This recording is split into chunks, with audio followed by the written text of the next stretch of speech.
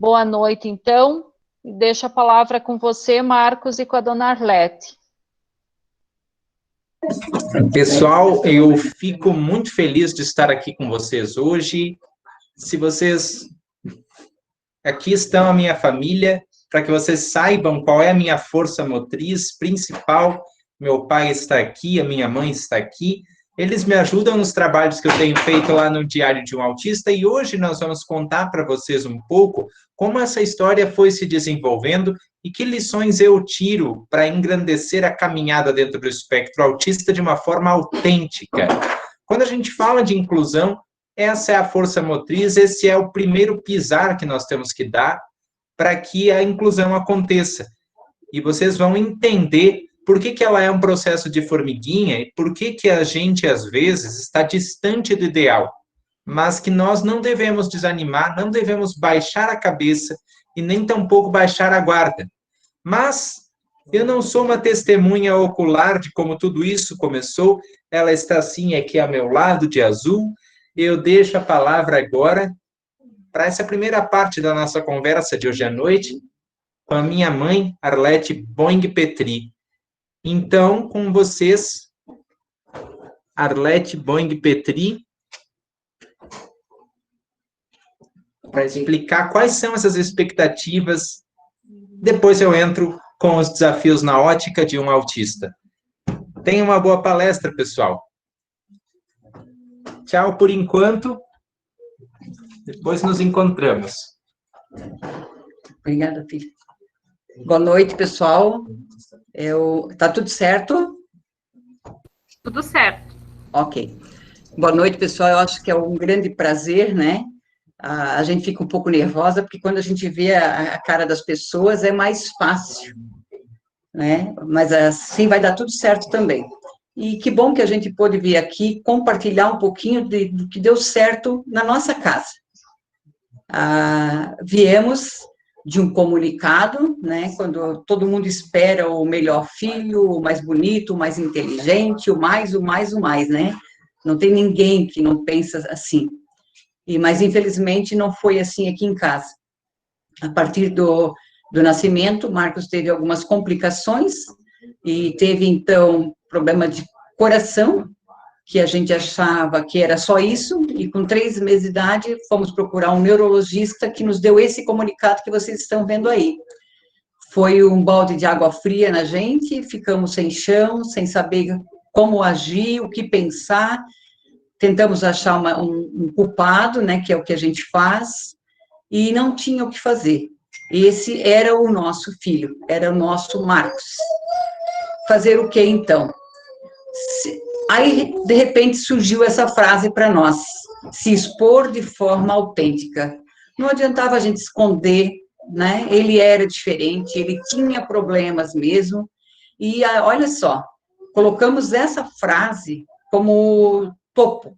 Se você continuar se expondo no começo, vai ser assustador, mas logo vai começar a ganhar forças e trazer à tona a sua verdade. Foi o que a gente se apegou. Não adiantava, a gente não queria esconder ele dentro de casa, e fomos vencendo as especulações, os olhares, né, as críticas, o apontar de dedos, fomos vencendo devagarinho, e expomos ele, e que deu muito, muito certo. Paramos de reclamar, de chorar, e vamos olhar, então, para dentro de nós, ver o que a gente podia fazer, que sentimento que a gente sentia, que forças que a gente tinha, e temos, né? A gente teve muita força, e fomos, então, encontrar um caminho. Tinha que ter um caminho para nós também. Mas que caminho tomar? Deixar ele, como o médico sugeriu, no fundinho da cama, ou abraçar a causa e seguir um outro caminho, escolher um outro caminho, mesmo sendo difícil, mesmo sendo árduo, né? E nós optamos por escolher o outro caminho. Partir em busca, então, de oportunidades. Nós tínhamos que buscar alguma referência, algum auxílio, porque a gente mora numa cidade muito pequena, sem muita ajuda, sem muitos especialistas, ou quase nenhum na época, né? São 27 anos atrás. Então, vamos atrás de oportunidades. E, para nossa surpresa, está aí, ó, a melhor oportunidade que surgiu para nós. Com 1 ano e 6 meses, Marcos já tinha passado pela cirurgia cardíaca. A gente encontrou a escola Charlotte de Brusque, uma cidade vizinha, nem tanto vizinha assim, né, tão vizinha, era complicado, porque era estrada de chão, complicado chegarmos lá. Mas a escola Charlotte nos deu uma grande esperança, que eles trabalhavam, e ainda trabalham, com o método chamado Glenn Doman, que é reorganizar o cérebro. Então, fazer o quê? Elaborar um plano para tentar reorganizar todo o cérebro de Marcos, desenvolver as 6 inteligências que um ser humano, né, normal, dito normal, tem. Só que Marcos não tinha. Então, eles fizeram para nós um plano, montamos aqui na nossa casa um circuito neurológico, Orlando, que a gente ri ainda hoje, né, que é o MacGyver da nossa casa, onde ele constrói, ele arruma, ele conserta, ele busca. Montou na nossa sala, então, um circuito neurológico. E aqui tem algumas das atividades que a gente fazia dentro da nossa casa, porque foi aqui que a gente trabalhava, era aqui. A gente ia, claro, a Brusque para fazer avaliação, para ver se estava dando certo, mas foi em casa que a gente montou. Olha só, asa, máscara, ele não podia rolar, então confeccionamos a asa para que ele não rolasse, porque ele tinha que arrastar, gatinhar, macaquear, passar por todas as fases. Aqui cambalhota, subir escada, descer escada, tudo era muito trabalhado, fortalecimento de tórax, que ele tinha muito, era muito fraquinho, né, muito aquém daquilo que se esperava, balanço, que nem a gente não sabia qual a importância do balanço, né, quadro de luz, onde a gente desenvolveu a visão de Marcos, ali uma das primeiras vezes que ele ficou de pé, ajudando já a fazer o quadro de luzes, e dizer para vocês que tudo isso deu muito certo, porque nós temos a nossa família unida. Olha só, o Bruno, que é o irmão dele também ali do lado, sempre ajudou, sempre contribuiu, ainda hoje, né, é parceirão. Hoje a nossa família aumentou, temos uma nora, temos uma neta também. Então, a família unida, a gente fica mais fortalecida, né? E foi o que aconteceu aqui em casa. A gente conseguiu fazer esse programa, mas porque a família se uniu. O que o Orlando não conseguia fazer, eu fazia. O que eu fazia, o Orlando não precisava fazer. E assim a gente foi trocando, né? Sempre fui considerada aquela mais guerreira, pode-se dizer, que botava a mão na massa. O Orlando é mais calmo, mais tranquilo. Então, também deu muito certo. Ele confeccionava as coisas. Eu chamava, gritava e ele me socorria, né? Mas mesmo com todos esses trabalhos, mesmo com... Estava dando certo, né? Ele estava respondendo muito bem. Demorou, com certeza, foi a passinhos de formiguinha, mas começou a dar certo. Só que a preocupação nossa continuava, né? O que será do nosso filho? Dentro de casa era uma coisa, mas e na rua? Como que ele ia se comportar na escola, na igreja, na rua, em uma festa, em eventos especiais, formaturas, casamentos, né? Como conseguir isso tudo? Então, foi um baque de novo, porque estava fácil aqui em casa, mas ele ia ter que sair fora de casa. E aí veio a nossa preocupação novamente, o que fazer para termos uma comunidade inclusiva? De nada adianta ele ficar só dentro de casa, né? Mas foi dentro de casa novamente que a gente começou a propor para ele, a proporcionar uma comunidade inclusiva, dando oportunidades. Um simples aniversário, como vocês veem ali, mas a gente comemorava. Apesar de não ser aquilo tudo, né? Ele era feinho, era todo dodói, todo esquisitinho, mas a gente fazia questão de convidar a família, né? Os amigos mais próximos, para que a gente começasse aqui dentro de casa, então, a inclusão. Ali ele brincando, ele indo com o irmão nas festas juninas, olha só o semblante dele, olhando para o chão, parece que não estava acontecendo nada ao entorno dele, mas a gente não deixou ele dentro de casa, não, a gente levou. Muitos acampamentos fizemos aqui em casa, com grupos de catequese, com grupos de escola, com um grupo de música, e dava muito certo, apesar de ele não se envolver muito, mas foi aqui que a gente começou a fazer, então, os preparativos para ele ir aquém da nossa casa, além da nossa casa, é o melhor.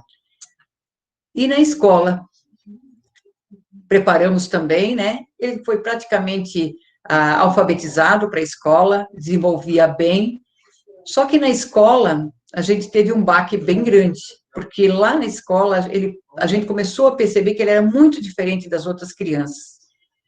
Então veio uma professora que nos falou, olha, dá uma olhadinha ali no autismo. Marcos tem muitas características de autismo. Mas naquela época, né, há 20 anos atrás, porque ele tinha 7 anos, o que era o autismo, né? A gente não tinha nem por onde começar. E era muito complicado, era muito sofisticada as palavras, era tudo distante do nosso entendimento, né? Então, o que a gente pensou? Bem, está dando certo o nosso trabalho, o nosso incentivo, vamos continuar ajudando ele, então. Fizemos na escola, então, um acompanhamento muito grande.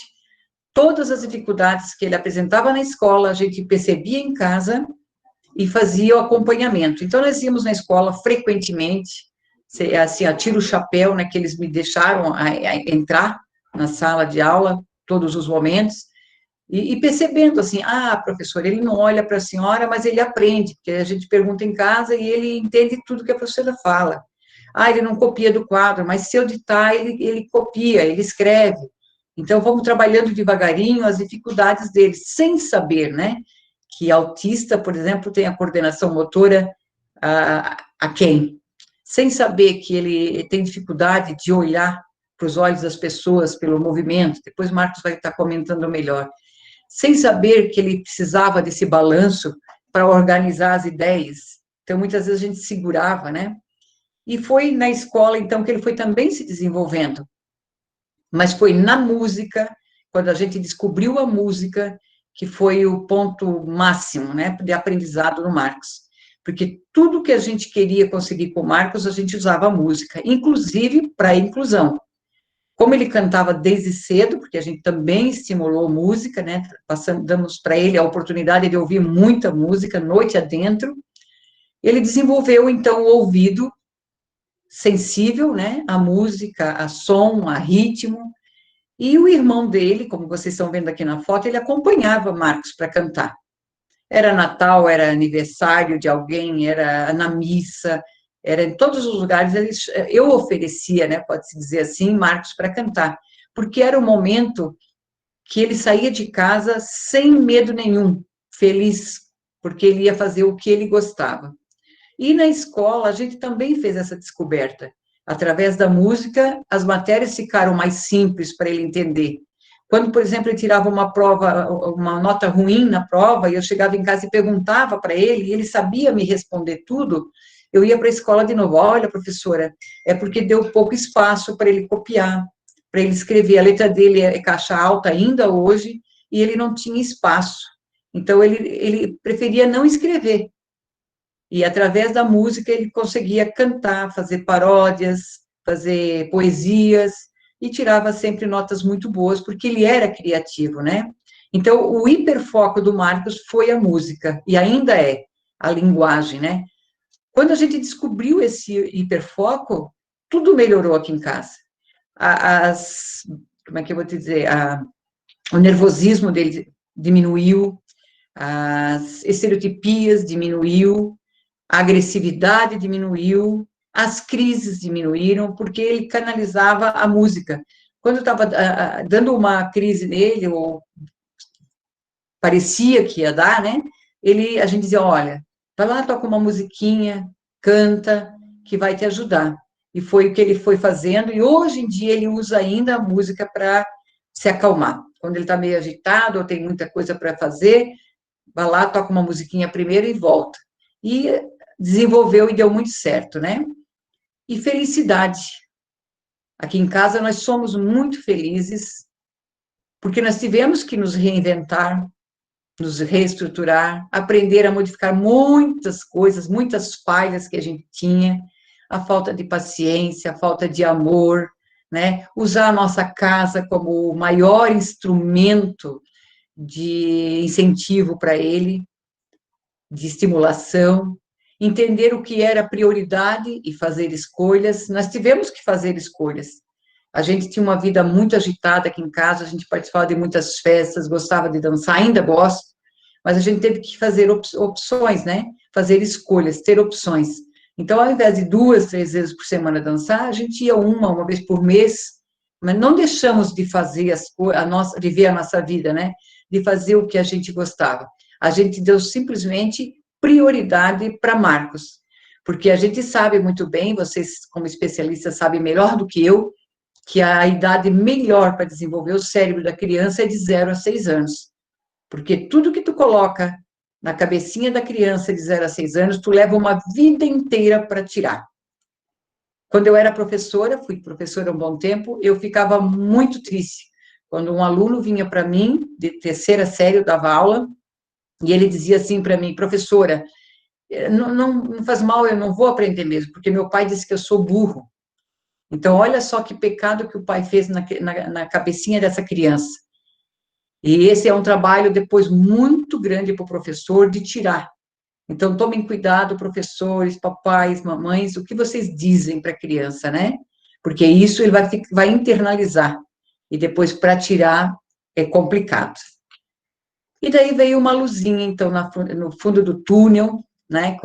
Ficamos muito felizes que Marcos chegou na adolescência, e a preocupação nossa era muito grande, porque agora vinha sexualidade, vinha a puberdade nas veias, no sangue, vinha as metáforas, vinha a guerra com os amigos, que ele quase não tinha, porque ele era sempre muito mais adulto, os assuntos não caíam, e veio uma luz grande na nossa vida, que Marcos, em torno de 12 anos de idade, ele falou, opa, realmente eu sou diferente. Eu aprendo diferente, eu vejo diferente, eu escuto diferente, e esse é o mundo que eu vou ter que aprender a conviver, a viver. Então, veio a descoberta, né? Opa, isso que é autismo, é perceber o mundo de uma forma diferente. Percebo tudo também, como qualquer outra pessoa, eu aprendo tudo também, mas de uma forma diferente. Então, não adianta, porque ele às vezes questionava, como que esse mundo é tão agitado, como é que é tão barulhento, por que todo mundo buzina? Então, ele descobriu que, opa, não é o mundo, sou eu. E a partir desse momento, é que surgiu, então, o entendimento aqui na nossa casa, através do Marcos, agradeço ele sempre, né, porque ele nos ajudou a ajudar a ele ainda mais. O que é esse? É um bicho? Que bicho é esse, né? O laudo em si, o diagnóstico nós tínhamos, o laudo a gente não teve. O laudo nosso foi quando uma professora, então, nos falou para darmos uma olhada no autismo. Então, mais uma deixa que eu deixo aqui para o papai e para a mamãe, e para vocês, professores, também. O laudo em si não é uma sentença, né? Ele não vai deixar Marcos, ou qualquer um outro autista, nem maior, nem melhor ou nem pior, mas é o meio ambiente, é a estimulação, é o acreditar, é oportunizar que vai desenvolver essa criança, para se tornar um adulto que tem vontades, que tem criatividade, que consegue dizer sim e não porque ele acredita, um adulto que vai produzir, ser produtivo, com as suas limitações, sim, mas quem não tem, né? Quando o Marcos vinha para casa e dizia, mãe, tal fulano me chamou, perguntou para mim se era o deficiente do Orlando e da Arlete, eu dizia, mas a mãe tem muito mais deficiência do que tu, meu filho. Então, trabalhar essas questões com autismo, né? Não tem deficiência, não tem limitações? Tem. Mas tem que achar uma solução para esses problemas. Então, para falar de autismo, eu tenho que chamar o nosso alemão, né, o nosso filho, o Marcos, que nos dá muita luz, nos ensina a cada dia. Eu chamo ele porque é ele que vocês querem ouvir também, né? Muito obrigada, Gisa, pela oportunidade, obrigada, pessoal, por nos dar essa oportunidade realmente de mostrar para vocês que é possível, passo a passo, é lento, mas é muito gratificante. Acreditem, amem, insistem, tenham paciência com seu filho, e vocês vão colher frutos. Tarde, agora que nós estamos colhendo os frutos de Marcos, né? Mas está ali, valeu a pena cada investimento, cada acreditar nele. Um forte abraço para vocês, e contigo, Marcos, agora, boa noite.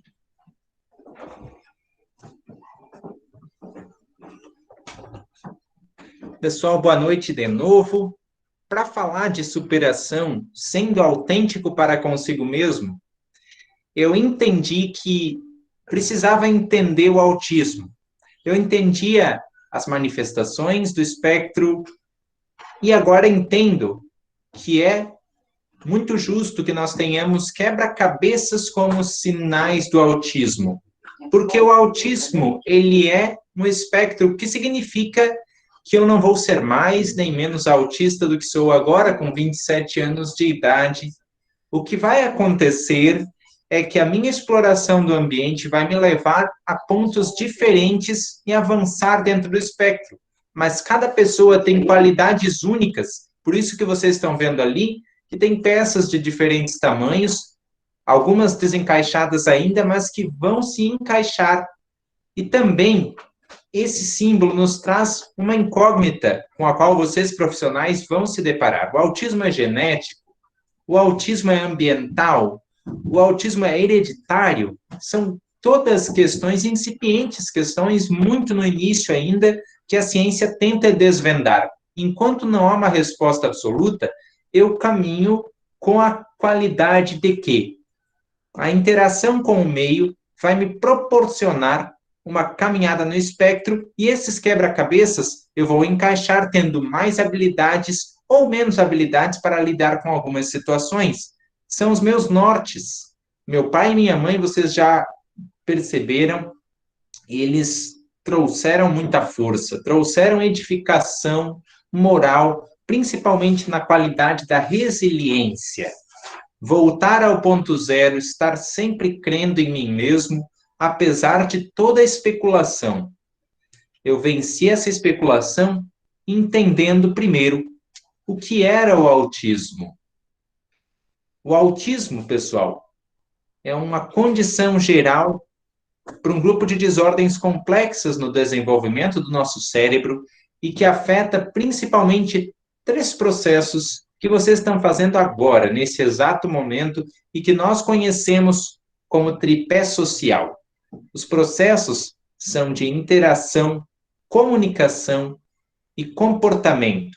Comunicação, seja ela verbal, seja ela gestual, que compõe 90% da nossa comunicação, 90% dos nossos traquejos são gestuais, que para um autista são imperceptíveis muitas vezes. Uma das minhas queixas com relação ao vai e vem caótico do mundo era que as pessoas começavam a falar desse jeito assim e gesticular bastante.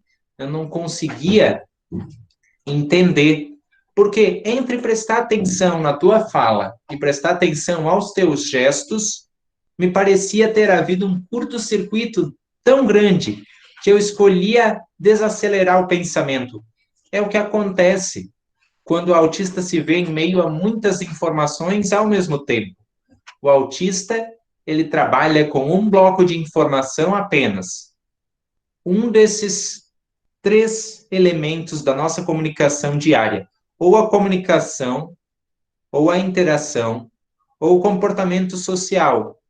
Então, para mim, primeiro tinha que se comunicar de forma clara, depois interage comigo, e depois vem a parte mais complexa, o comportamento social. No cérebro humano, nós temos os neurônios espelho, que disparam para que nós possamos entender o que é esperado de cada processo.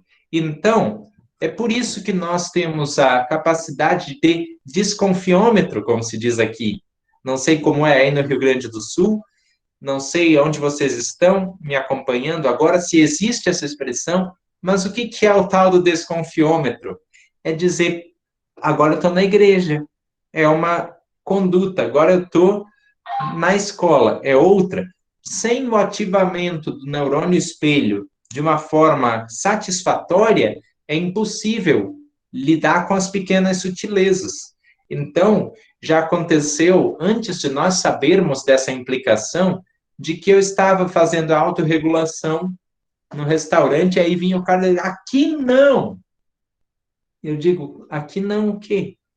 Fazer isso não. Meus colegas, até às vezes meu pai ou a minha mãe, sem o aviso de que funcionava desse jeito para me organizar, dizia que não. Mas, sem o conhecimento de que o comportamento social vem dos neurônios de espelho, as pessoas ficavam sempre dizendo aqui não. Meu pai e minha mãe que foram mais a fundo para dizer, eu não preciso ficar controlando o comportamento do Marcos, eu posso apresentar um substitutivo. E quando eles chegam a essa conclusão, junto de mim, a meu lado, caminhando, é que eu aprendo a aprender, é que eu aprendo que, para internalizar qualquer comportamento, eu levo mais tempo. Para vocês terem uma ideia, para que eu tenha um foco atencional pleno, eu levo 6 segundos a mais. Não parece muita coisa, mas já sofri um bocado. Quando eu me observei e percebi que, vem cá, eu era mais lento que os outros, né? A criançada, tipicamente, principalmente os menores, vinha e dizia, corre, corre, corre. Mas sem esperar 6 segundos para que eu internalize essa ordem, não tem corre, corre, corre. O Marcos até queria correr, mas o cérebro, que é generalista e só depois vai fazer um processo especificativo de especificar, ele demora mais. O que é generalista? O cérebro do autista, ele vai chegar e vai dizer assim, o Marcos está em frente à câmera, o Marcos está em frente à câmera. Só depois é que o cérebro vai fazer as outras especificidades, em frente à câmera, falando com vocês aí do Cefei e Juí. Um cérebro típico já faz esse tipo de organização automaticamente. Eu vou pedir para vocês, pode fechar os olhos, pode refletir, onde vocês estiverem, o seguinte, imagina que a nossa mente é um guarda-roupa, e nesse guarda-roupa estão categorizados todos os conjuntos que nós vamos usar ao longo do dia. Vocês conseguem imaginar isso? E então, se vocês conseguem, eu peço para vocês, imaginariamente, pegarem um desses conjuntos preferidos e vestirem. É muito fácil, porque já está tudo lá organizado, não é? A menos, é claro, que o guarda-roupa de vocês seja uma bagunça. Se for, aí é mais difícil. Mas, se for o guarda-roupa de vocês, que vocês imaginaram uma bagunça, então vocês estão pensando na mente autista. A mente autista é como se o guarda-roupa que vocês têm na casa de vocês fosse desorganizado e vocês quisessem entender que precisam buscar o traje de inverno, o traje de verão, o traje de academia, vocês vão demorar muito mais tempo. É por isso que eu falava com vocês de 6 segundos. Quando me dão 6 segundos, me dão tempo para que a mente associe aquilo que me é pedido, para que a mente vá buscar aquelas lembranças, aqueles sentimentos e traduza-os em palavras. Enquanto isso não é me dado, sempre fica essa impressão que eu já tenho até hoje, pessoal. Até hoje eu saio de casa, as pessoas fazem isso. Mas ele é louco? É, né? Aquele louquinho da Arlete do Orlando. Porque enquanto eu estou pensando e organizando o meu guarda-roupa, como eu disse a vocês há pouco, eu estou fazendo esse movimento que aos desavisados parece loucura. Também tem esse tipo de julgamento que eu ainda sofro.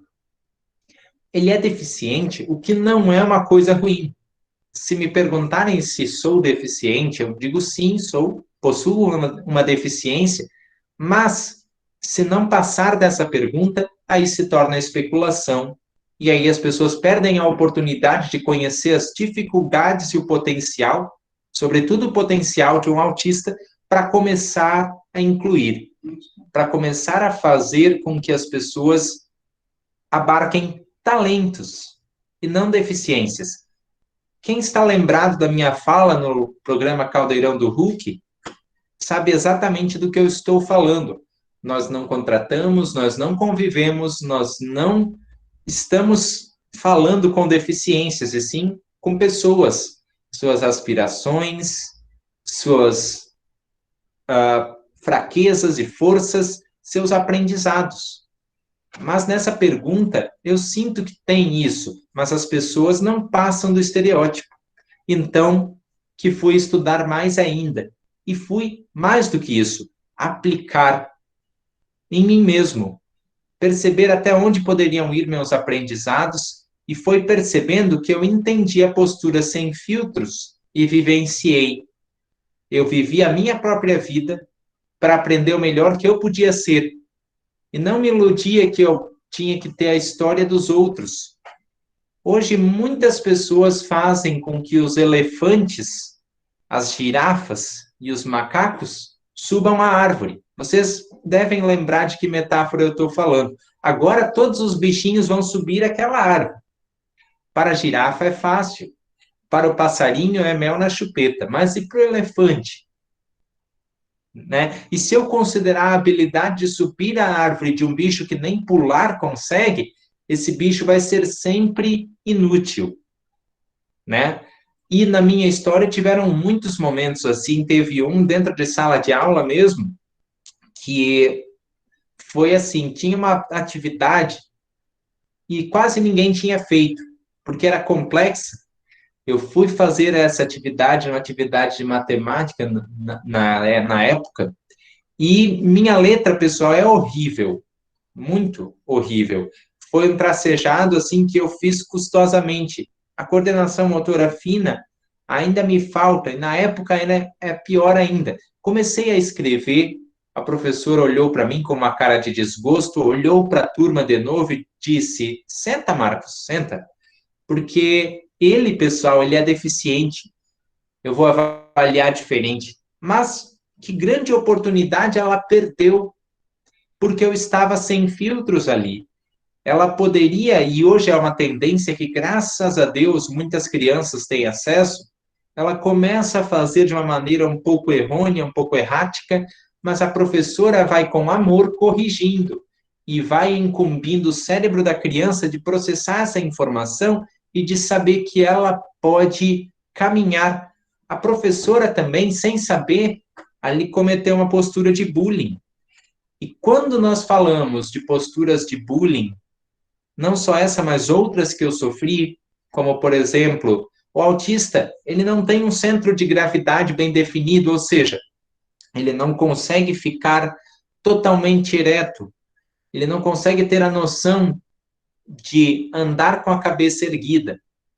Então, por isso que corrobora para que olhar nos olhos seja difícil, além, é claro, dos movimentos pequenos que os olhos fazem e o autista não capta. Mas eu andava assim e sem as pernas distribuindo meu peso por igual. O que acontecia? Eu ficava com a postura de que eu posso ser empurrado. E as pessoas me empurravam, batiam na minha canela, nos meus ombros, e gritavam nos meus ouvidos também, porque aproveitando-se da minha sensibilidade aos sons.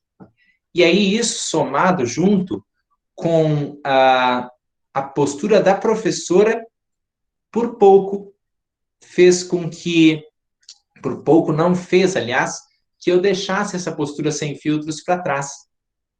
Foi difícil vivê-la, então, porque eu percebia que, poxa, quando eu chegar na rua, as pessoas vão chutar a minha canela. Até hoje, quando dependendo de como está meu humor, eu fico assim, é desse jeito que eu me paro? Em pé? É assim? É com a minha coluna totalmente pendida? E vale lembrar que, durante as minhas evoluções dentro do quadro de lesão cerebral, eu sofri espasmos. E quem sofreu um espasmo sofre um encurtamento dos músculos em algum lado do corpo. No meu caso, no lado esquerdo, certo? No lado esquerdo do meu corpo. E isso contribui também para o meu andar ser um pouco diferente. Parece que eu estou mancando, mas para os alunos da escola, parecia um prato cheio para bullying. Para gritar no meu ouvido, para chutar a minha canela, para empurrar as minhas costas. E como eu sou uma pessoa muito literal e fui ensinado a não atacar, a ser uma pessoa, talvez esse seja um dos grandes erros da criação, nós discutimos aqui em casa isso, se é ou não erro, acredito que talvez seja, não revidar ou não fazer uma cara de mal, assim, até eu pergunto para os meus amigos, como é que é uma pessoa com cara de mal? Tu consegue fazer isso? Será que não me faltou isso? Eu pergunto para os meus colegas, né? Talvez se eu tivesse rangido ali os dentes, eles não teriam ido embora? Não sei. Mas o que eu quero discutir com vocês é que viver uma postura sem filtros não é tão difícil pela minha inflexibilidade, e sim porque quando eu tentei vivê-la, viver a minha própria vida e história, as pessoas deixaram em mim uma marca negativa. Então, meu cérebro vai ter que fazer essa trilha todo dia. Olha, se eu for autêntico, tá aí meu desafio.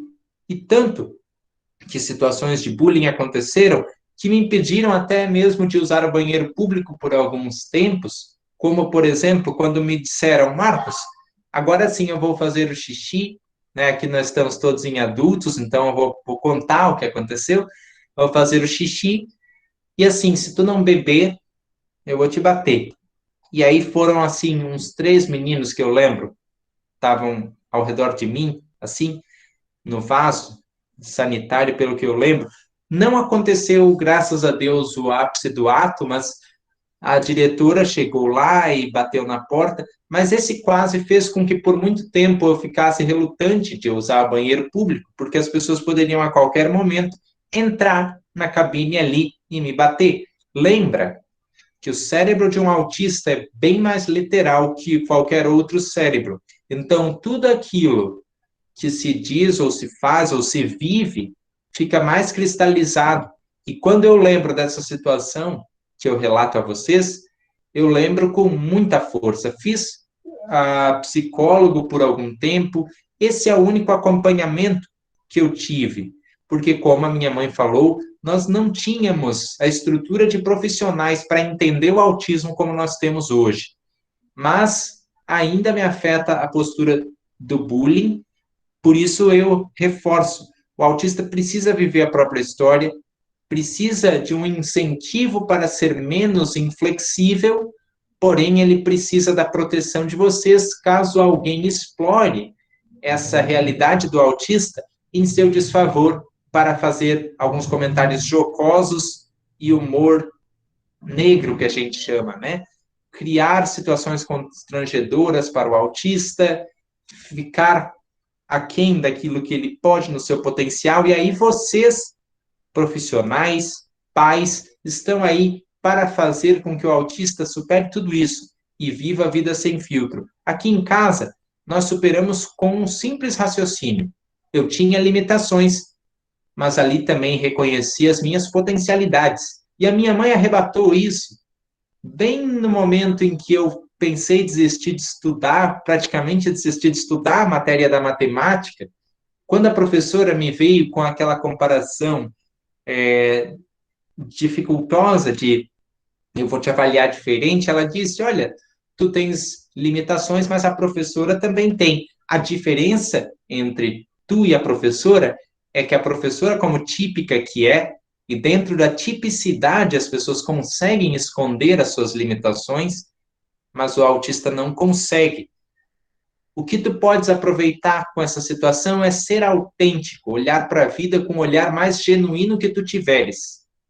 É aquele olhar que a minha mãe buscou dar para os caminhos que hoje eu carrego, mas não foi fácil, porque reconhecer limitações hoje, numa realidade de rede social cada vez mais editada, cada vez mais distante, é difícil.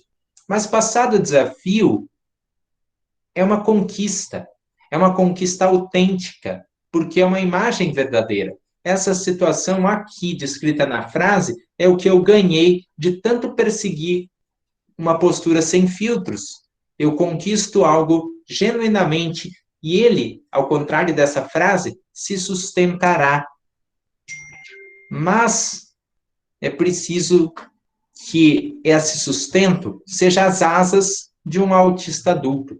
Principal desafio do autista adulto, e quando eu e o doutor Fernando, nós pensamos nesse tema, mas o doutor Fernando me sugeriu, e sugeriu a Gilsa, ele sugeriu muito sabiamente, porque o autista adulto, em meio a pressões e expectativas, ele é invisível. Invisível por quê? Muitas pessoas dizem que o autista adulto já superou as principais dificuldades, mas acontece que as pessoas estão nivelando essas dificuldades pelas dificuldades da criança.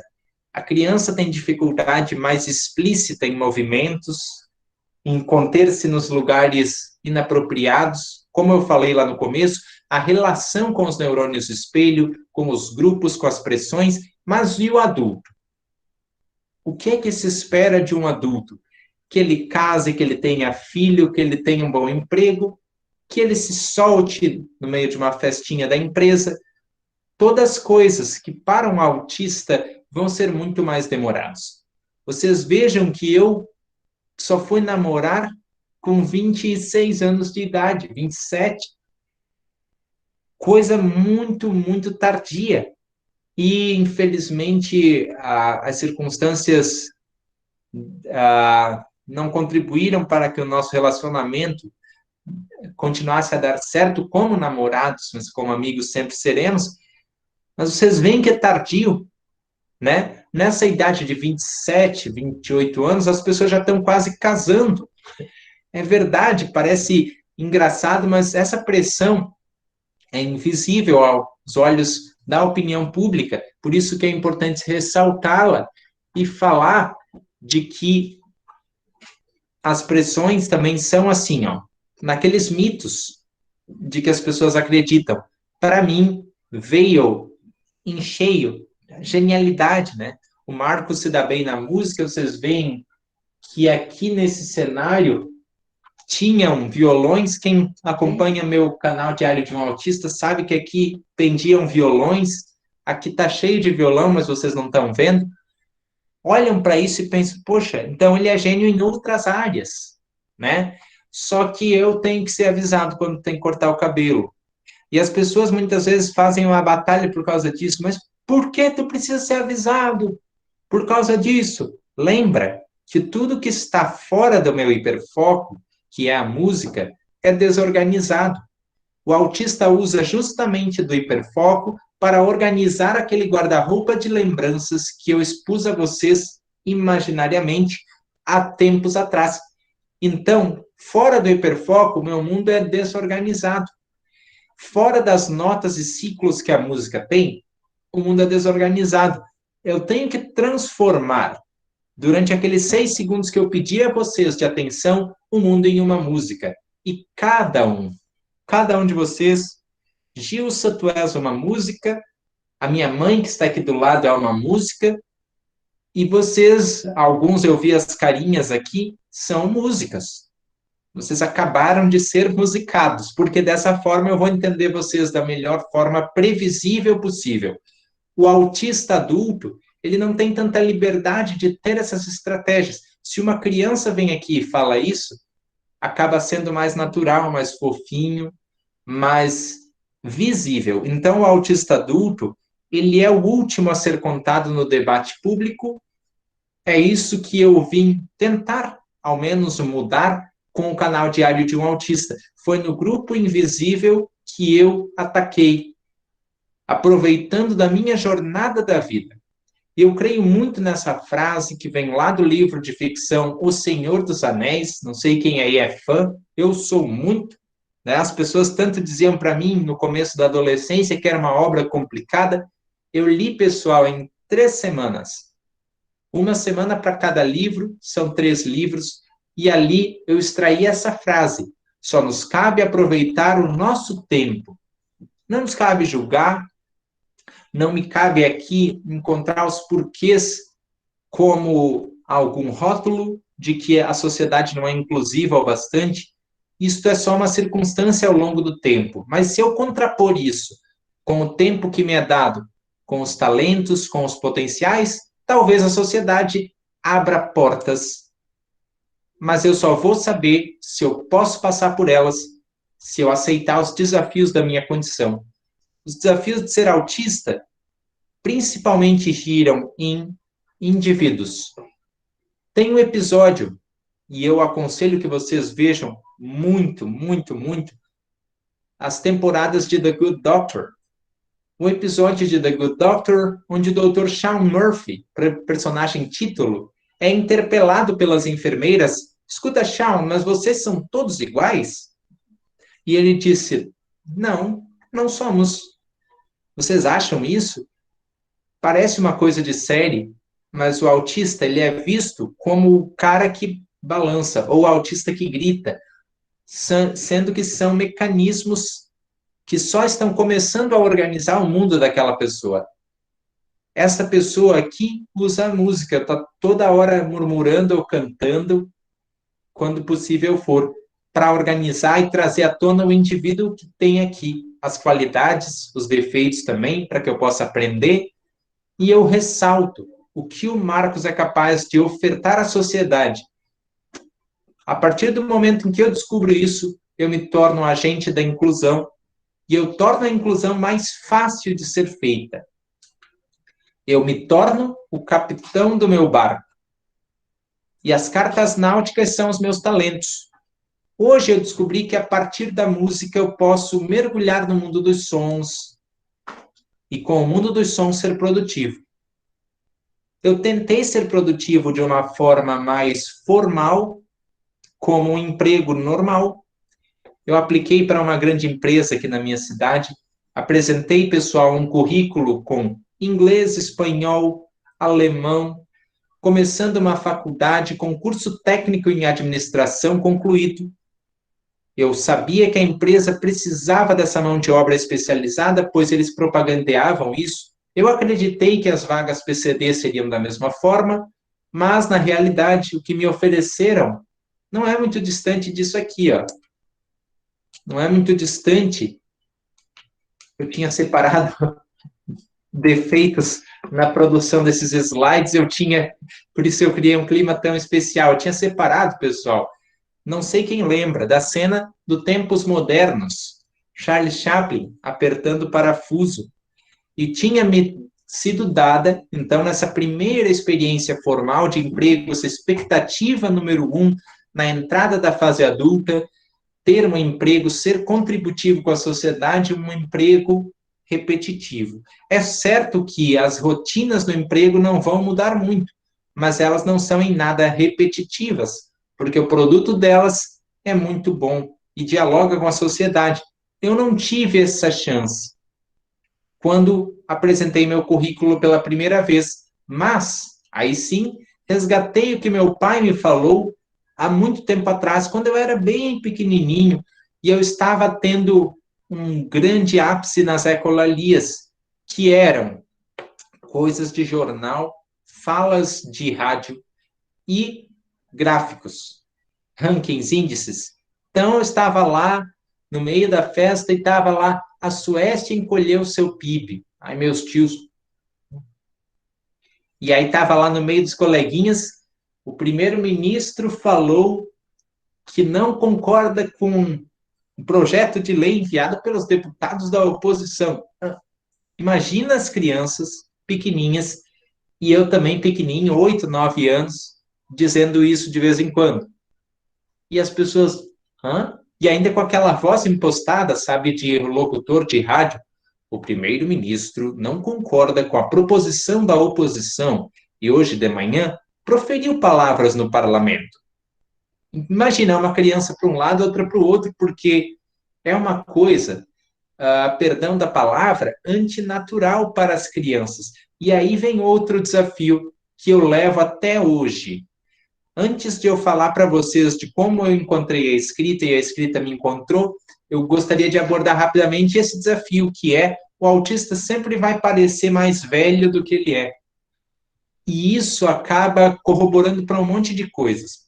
Eu e a minha mãe, por exemplo, para vocês verem como que essa pressão aí na infância impactou a minha adultez. A minha mãe e eu, por exemplo, falando de sexualidade, falando de atração física e até mesmo sexual, e eu disse, mãe, tenho que te contar uma coisa que é um grande desafio agora para mim. Eu tenho que te ser franco de que, para mim, vai ter que ser uma mulher mais velha. E olhando para a minha idade, com 27, mais velha, significa talvez 30, 35, às vezes até 40. E aí as pessoas, primeira tendência, e a minha mãe e eu conversamos muito para lapidar essa tendência, né? Se um amigo de vocês dentro do espectro tem essa mesma tendência, é um desafio, porque uma mulher mais velha e eu, como que nós vamos pensar em planejar filhos? Como que nós... É todo um pensamento diferente. Então, para vocês verem como tudo impacta, né? Essa ecolalia que o autista às vezes apresenta com o mito do gênio, né? Com o mito de muitas vezes o autista ser avesso à sociabilidade, faz com que o autista esteja com quem? Com a pessoa mais velha. O que se explica porque as pessoas mais velhas, elas têm ritos, têm métodos, têm metas mais claras. E isso impactou na minha busca por produtividade. Eu comecei a escrever as histórias como se eu escrevesse contando histórias para a gente mais velha. Meu pai teve a paciência mais grande do mundo para lapidar isso junto comigo. Ah, Marcos, não escreve só para gente mais velha, né? Vocês veem ali, eu faço tipo um esquema de ranking, e as pessoas não gostam de ranking mais jovens, né? Só as mais velhas gostam de lista, gráfico.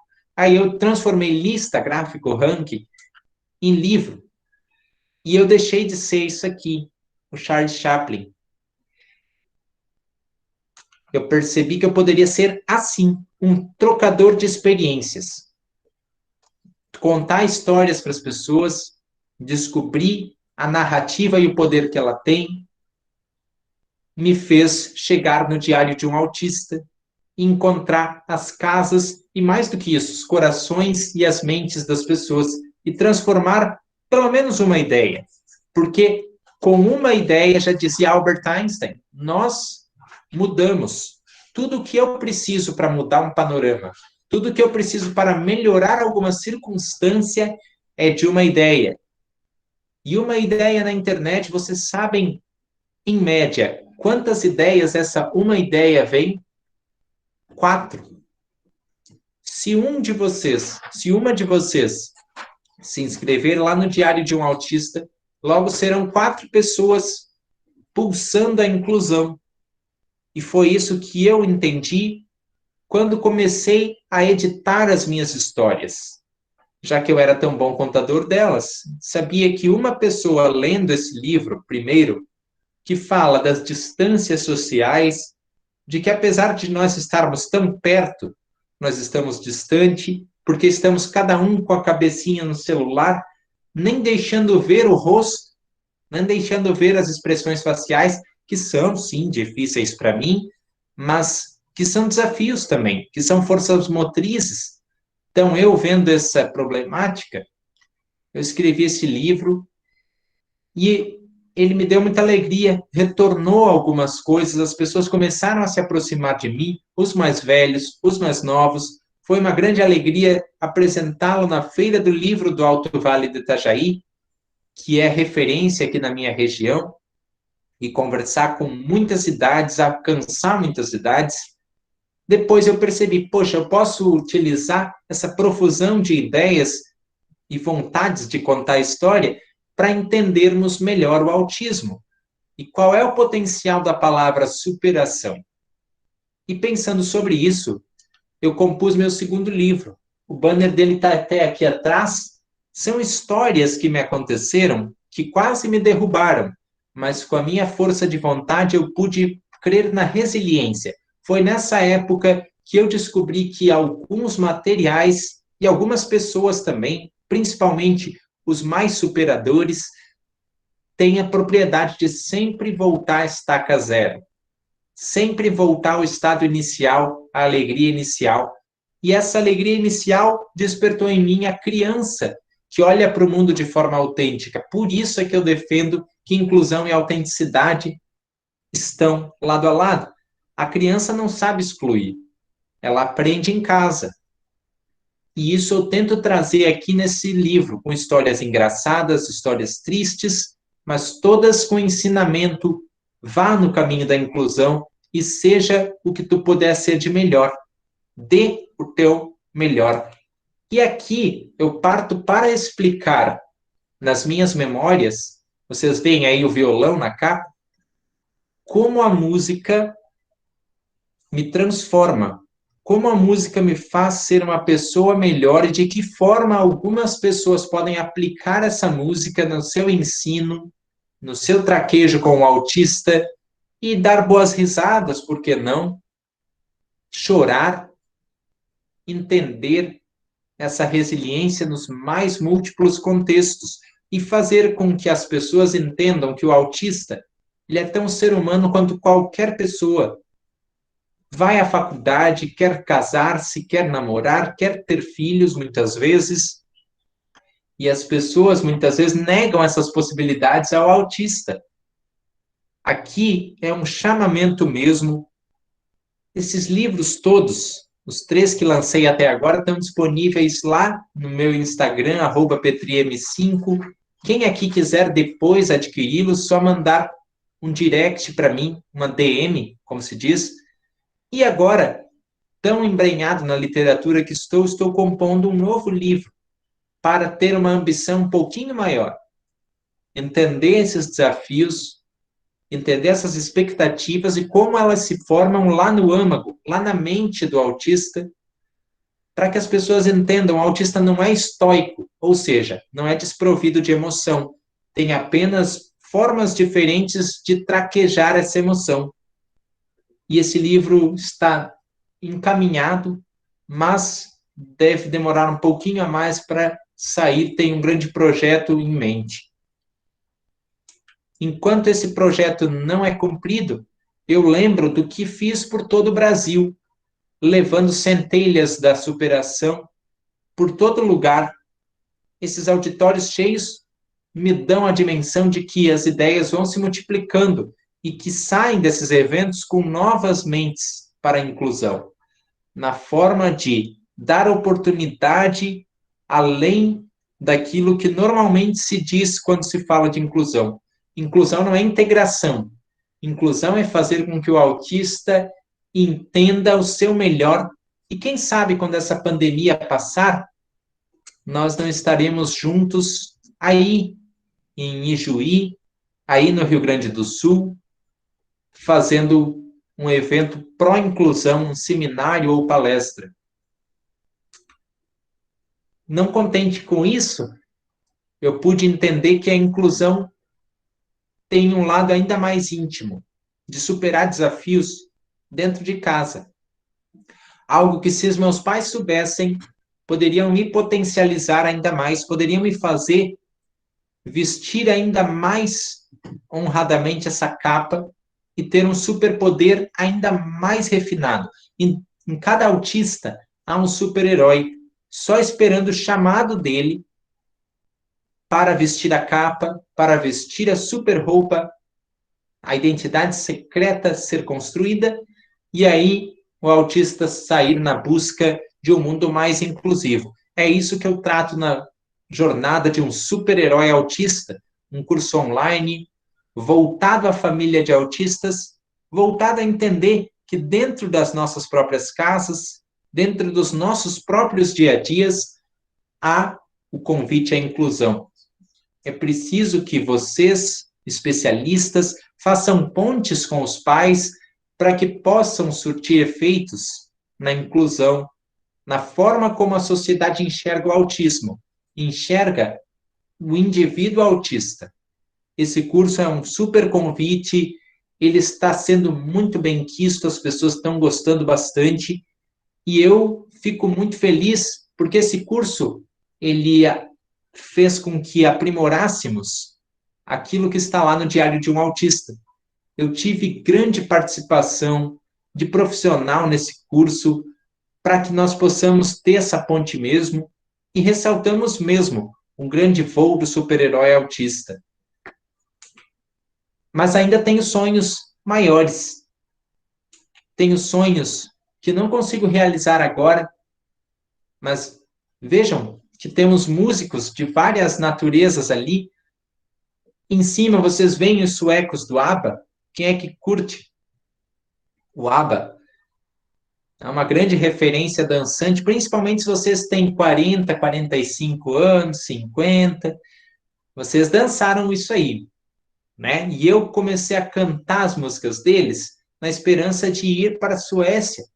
E olhem só, de tanto cantar, em 2016 recebi um convite para ir para lá mesmo. E foi no museu deles a primeira parada do nosso itinerário. Depois, os Beatles, quando não pude ir para a Inglaterra, foi com eles que fiz a viagem até lá. Quando não pude ir à Alemanha, foi com as marchinhas alemãs, aqui da Oktoberfest e também de muitos outros lugares e contextos que eu fui para lá. Não pude ir para a Itália, mas com Andrea Bocelli, quem é que não vai à Itália? Né? Só os primeiros acordes das canções dele.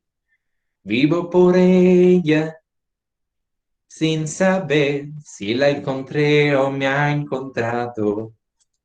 Já viajamos para a Itália, não é? Lá acima, com o Gypsy Kings, eu podia ir para o México, né? Volare, oh, cantare, oh, nel blu, dipinto nel blu, felice de stare lassù. É uma vibração que te tira da tua realidade sem sequer tu mexeres um músculo e sem sequer pôr a mão no bolso, que é bem melhor. E vocês veem ali como eu tinha artimanhas para superar o desafio de ficar em casa e aprender do 0 aos 100 anos para devolver para a sociedade da melhor forma que for possível. E não queixar-me, sim superar o problema que eu tenho. Se cantando era a melhor opção, assim eu fiz. Mas vejam que muitos autistas têm talentos que vão levar para a vida adulta, que podem até tornar-se formas profissionais. Então está aí o convite a nós todos. Até eu mesmo tenho que olhar essa imagem e fazer o pacto comigo mesmo. Não vou reclamar, vou apenas pôr os meus dons a trabalhar e assim eu vou ofertar o melhor de mim e assim a sociedade vai olhar com melhores olhos para mim. Não vai ser hoje, não vai ser amanhã, não vai ser daqui a um ano, mas é um processo que está acontecendo. E para cada processo nós precisamos também sorrir para isso. Eu rio com o autismo também. Eu não rio do autismo, eu rio com o autismo. Esses dias a minha mãe me pediu alguma coisa cheia de metáforas e eu disse, o quê? E ela, de novo, né, com a metáfora, o quê? Daí eu digo, quer saber uma coisa? Eu vou procurar aqui a coisa mais literal que alude ao que ela pediu. E, se eu não me engano, foi um objeto em particular que ela pediu. Eu trouxe o primeiro objeto que me veio à mente, que eu vi. Veja que o autista é muito visual, muito guiado por pistas visuais. Então, a primeira coisa que a pista visual me fez pegar na mão, eu peguei e disse, mãe, isso aqui é... Não é, eu disse, mas para os autistas é. E ela começou a rir, eu também, né? E aí, outras coisas que eram difíceis nas metáforas, quando as pessoas ficavam irritadas, que diziam assim, Marcos, ó, é rapidinho, vai e volta voando. Eu ficava, meu Deus, eu não consigo entender isso, mas hoje eu digo, tá vendo a asa aqui? Então não posso ir e voltar voando, eu posso ir e voltar, mas não voando. E com essas piadinhas, eu consigo entender que impacto tem o humor e que a vida pode ser levada de uma forma leve, não de uma forma boba, tá, pessoal? Não aconselhem o autista a fazer-se de bobo ao fazer-se de vítima, mas sim a levar a vida de uma forma mais leve, porque levando a vida de uma forma mais leve, o autista, eu creio que despenderá menos energias na emoção, na incongruência que às vezes a sociedade teima em nos apresentar, e vai entender melhor o seu potencial para que ele possa voar, para que ele possa brilhar, porque todos nós nascemos para ser felizes. Senão agora, em outro tempo, em outra circunstância, E em meio às felicidades que nós buscamos, nós autistas desenvolvemos o caráter de ser flexível. E o caráter de ser flexível pressupõe o que nós falávamos antes. O caráter de ser resiliente, de voltar à estaca zero. Quantas vezes eu já não dei de cara no muro? Para vocês terem ideia, falando aqui de sonhos, meu primeiro sonho foi ser piloto. E aí meu pai olha para minha mãe, aqui em Vidal Ramos, que não tem aeroporto? Só que passa o tempo, eu fico tanto nessa coisa do piloto, que meus pais têm uma ideia. O primeiro avião que eles veem na BR, um avião que era uma lanchonete na época, uma carcaça de avião, ele disse, é para lá que nós vamos levar o Marcos. E levaram, nunca mais me esqueci daquilo. Fui piloto por um dia, comendo pizza lá no avião. Caro, mas valeu a pena. Ela ri porque ela lembra da história, mas valeu a pena. Realizaram o sonho. Lembrar que sonho é força motriz. Talvez não realizemos todos os sonhos, nós autistas talvez não realizemos eles, mas se tivermos o vislumbre, teremos a energia e seremos mais felizes. Uma pessoa feliz produz e retém muito mais conteúdo, produz e faz as expectativas tornarem-se realidades. Ou pelo menos o que a gente chama de valor heurístico, né? Aquilo que eu me aproximo, aquilo do qual eu me aproximo para explicar uma realidade. É heurístico, uma coisa tão científica, mas que para mim faz todo sentido. E quando nós fazemos isso ao longo dos nossos dias, nós começamos a enxergar o potencial um no outro. Começamos a moldar para melhor. Hoje, sendo adulto, eu sei que eu sou um espelho para todos os autistas. Não para sair do espectro, não para buscar a cura, porque isso não existe, mas para enxergar que dentro do espectro há potencial de utilizar a maneira como nós somos, a natureza do espectro, para mudar a possibilidade de emprego, de aceitação, de autoimagem e também para, sobretudo, caminhar dentro do espectro. Olha só, essa frase resume tudo em que eu acredito na adultez. Um texto de Elizabeth Cavalcante, uma crônica na internet, e que tem em seu último parágrafo isso, de ter as bênçãos da existência, mantendo-se firme no próprio caminho. O caminho autêntico é o caminho da inclusão, é o caminho dos sonhos, e é o caminho também que se traduz aqui no Brasil, principalmente, em inovação. De quantas maneiras inovadoras vocês podem incluir? Uma delas está aqui hoje. Nós estamos distantes, em isolamento, em distanciamento, mas incluindo. E vocês sabem que a inclusão leva à inovação, e a inovação, pessoal, ela está no Brasil parada desde os anos 80. Nós precisamos mudar isso. Passos para tal não faltam. Vontade de tal talvez falte. Mas aqui eu proponho uma lufada de ar novo nisso, para que nós possamos saber que inclusão é inovação. Inovação é inclusão. Toda vez que eu penso um ambiente ou rotina de uma forma a incluir, eu estou trazendo novas mentes. E para terminar a minha primeira parte da conversa com vocês, depois eu creio que virão as perguntas, vocês já estão fazendo-as, eu exponho o que Temple Grandin falou. Temple Grandin, que revolucionou o mercado da carne nos Estados Unidos, autista, zootecnóloga e PhD, ela fala: o mundo precisa de todos os tipos de mentes, precisa de neurotípicos e precisa de autistas, precisa de outras pessoas dentro da neurodiversidade. O caminho é a inovação. O caminho é deixar que a natureza de cada mente aí crie um novo caminho, assim como fez a minha mãe lá atrás, para buscar o resultado, para nivelar as pessoas por cima, porque dentro de cada indivíduo há um mundo. Essa frase é do Raul Seixas também. né? Essas anedotas nos apontam o caminho, mas que anotá-las, nós temos que vivê-las. Eis meu convite para vocês, eis o que o Cefei está proporcionando para vocês. Espero que pelo menos uma ideia nova eu tenha colocado no coração de vocês hoje à noite. Pessoal, e agora eu tenho a oportunidade de fazer uma postura diferente, de ser um receptáculo das ideias de vocês nas perguntas que, a partir de agora, vocês já devem ter feito e vão começar a verbalizar aqui para mim. Muito obrigado, pessoal. Quer dizer, tchau não, né? Eu não vou embora. Eu vou chamar de volta, então, a minha mãe para me ajudar a responder, porque o momento roda de conversa será mais produtivo do que somente eu expondo para vocês aqui alguns pontos de vista.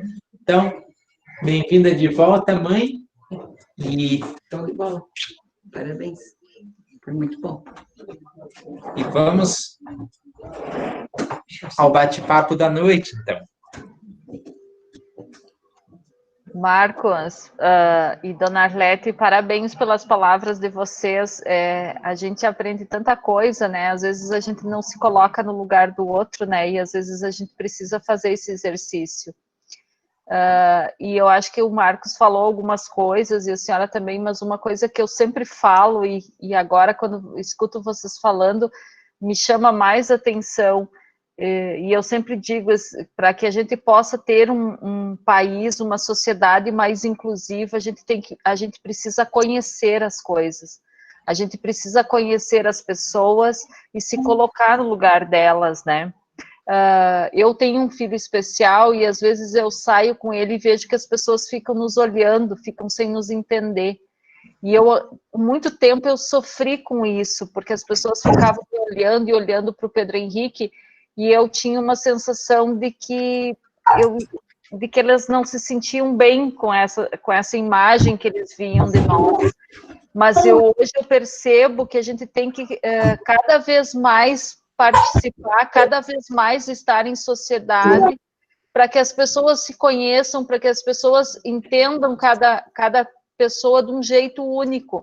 E aí sim nós vamos ter uma inclusão verdadeira, né? Com certeza, né? Vai demorar um pouco, né, Gisa? Porque até Marcos não sabe, mas hoje mesmo nós estamos com a nossa neta aqui, e à tarde agora eu vou levando ela para uma professora, até para ter contato com outras crianças, né? E fui buscá-la e tinha uma menina vizinha que participou da brincadeira hoje, e quando ela viu o Marcos, ela se escondeu.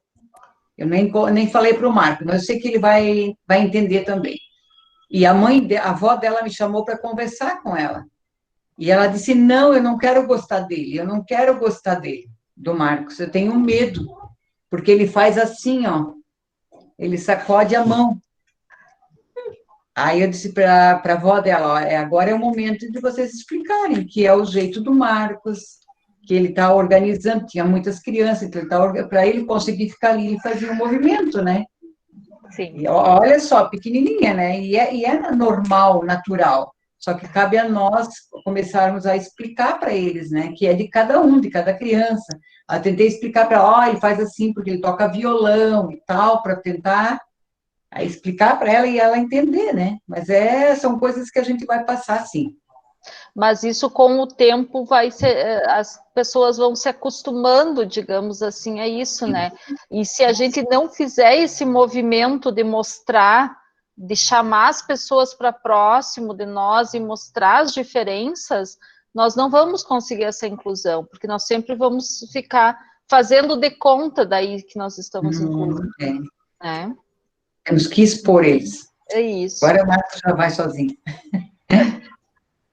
Eu acho que aí entra uma pergunta, também uma exposição. Quando a gente passa, né, por uma situação de bullying, como o Marcos falou, né, ou de discriminação, enfim, diversas situações, né, como a gente lida com a pessoa que fez isso? Porque, por vezes, a pessoa não tem o conhecimento que hoje nós estamos tendo aqui, né? Às vezes, ela não discrimina por que ela é uma pessoa ruim, né? Ou porque às vezes ela não tem o conhecimento. E aí eu pergunto, O que está acontecendo? responderam a essas pessoas, assim, nesses momentos, né? Então, no primeiro momento, eu como mãe, né, que tem sangue na veia, queria esganar, né? Normal. Mas depois tu vai explicando, né, que ele é um pouco diferente, tu tem que primeiro trabalhar os professores, que também tinham dificuldade de entender, né? Para depois, eu acho que é muito importante levar para o grande grupo, principalmente na sala de aula. Olha, se o Marcos levantar um pouco, a regra é não poder levantar. Mas se Marcos levantar, é porque ele precisa explicar para a turma, né? E, então, às vezes, eu ia na escola mesmo e fazia esse papel como mãe. Olha, pessoal, vocês têm que entender que Marcos processa diferente de vocês. Então, eu não estou dizendo para vocês tratarem ele diferente, né? Mas enxergar o entorno, né? Facilitar, talvez, um pouquinho alguma coisa, né? Mas, muitas vezes, a gente, como mãe, tem vontade de partir para a agressão mesmo. Mas temos que ter calma. Marcos, e tu? Eu creio que mais importante que mostrar que o autista tem uma característica, um jeito de ser diferente, e qualquer pessoa tem seus jeitos diferentes, o importante é mostrar que aquela pessoa tem um talento. Então, assim, eu sei por mim, né? Eu, por exemplo, quando eu vi alguém que teve amputação, eu ficava com uma dorzinha no coração, assim, nossa, o cara perdeu um braço, o cara, né, deve ter muitas dificuldades, ou uma perna.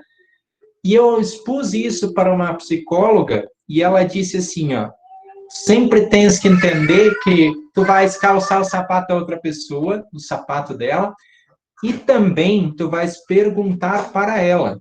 Porque é o seguinte, se eu chegar para uma pessoa que sofreu uma amputação e dizer assim, olha, tu tem dificuldade? E ela vai dizer sim, só que ela não vai ser derrotista para a vida, ela vai aprender a superar essa dificuldade e vai jogar essa energia em mim, para que eu veja a vida de uma forma mais diferente. Então, aquela criança que teve medo de mim, eu só estou sabendo hoje, talvez ela não teve essa oportunidade de, poxa, eu tenho medo dele. Mas, em vez de chegar e dizer, não tenha medo dele, tá? Eu tenho medo dele, mas será que ele faz mal para mim mesmo? A criança ela tem que ter essa possibilidade de refletir, será que o medo que eu tenho é real? Ou será que é uma coisa que como, não sei como é o nome da moça, que falou que a criança às vezes não é uma pessoa má, ela só aprende a ter esses medos ou alguma coisa dessa forma. Exato.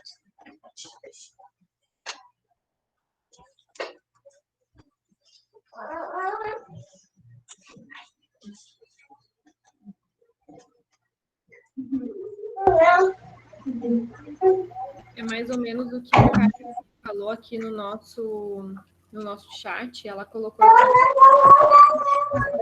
né, tem que ser ensinado de uma forma lúdica, né, para que a criança entenda, né, e aí isso vai de acordo com o que você falou, que as crianças não sabem excluir, elas acabam aprendendo, né? Então também é nosso papel ensinar o contrário. Uma colocação bem interessante que pode ser feito é colocar assim, chamar duas pessoas ditas normais e ver, olha para elas, têm a mesma cor do cabelo, né? São iguais? Não são. Fazer a criança ir um pouquinho, usar a imaginação, sabe? Olha, elas usam roupas diferentes, elas têm o cabelo diferente, os olhos diferentes, o nariz diferente. Então, tem diferença já. Entende? Daí se aproxima mais, principalmente a criança, né? Porque a criança é natural que ela sente um pouco de medo ou constrangimento, mas tu vai explicando para ela dessa forma mais lúdica, mais simples possível, né? Pode até pegar duas bonecas, mostrar, olha, uma boneca é diferente da outra, tá faltando uma perna nessa aqui, mas mesmo assim ela consegue se locomover, porque daí ela faz mais energia na outra perna, então fazendo essas comparações, né? E tem outra coisa também que é uma estratégia legal, rapidinho, de poder falar, né? Questão das deficiências. Há muito tempo atrás, tinha autistas na mídia que era só coisa do gênio, né? Mas agora tem séries de autista, tem adolescência no espectro, para quem quiser, a Atypical mostra isso, tem um doutor autista no Good Doctor, que eu citei na minha fala. Então, são demonstrações de que o autista é capaz de ser produtivo para a sociedade. Então, quanto mais gente souber disso, menos posturas excludentes nós vamos ter. A pessoa vai começar a trocar a exclusão por aquilo que ela conhece e confia. Então, ela vai começar aos poucos, né? Não é um processo tão fácil, mas um processo que vai começar a avançar. Ela vai começar a dizer, poxa, tem um talento ali nessa pessoa e eu tenho que contribuir com ele. Eu tenho que somar para essa pessoa porque ela tem talento.